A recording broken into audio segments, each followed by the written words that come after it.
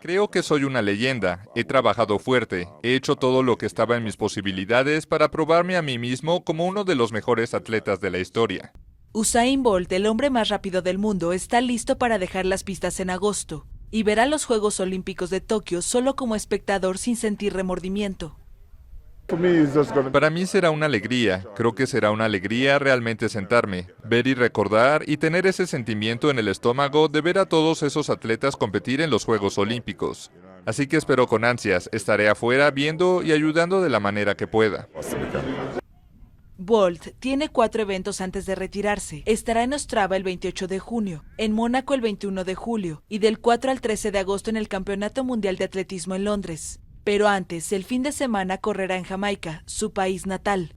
Será una recepción increíble. Estoy en casa y la cantidad de gente que me llama para tener entradas.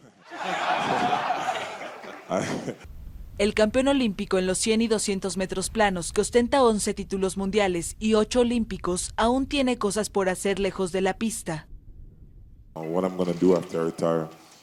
¿Qué haré tras mi retiro? Hay muchos caminos que puedo tomar. Definitivamente quiero estar lo más cerca posible de la pista y el campo. Quiero estar tan cerca como se pueda. Haré mucho trabajo caritativo. Siempre dije que quiero trabajar con el fútbol, pero veremos cómo va.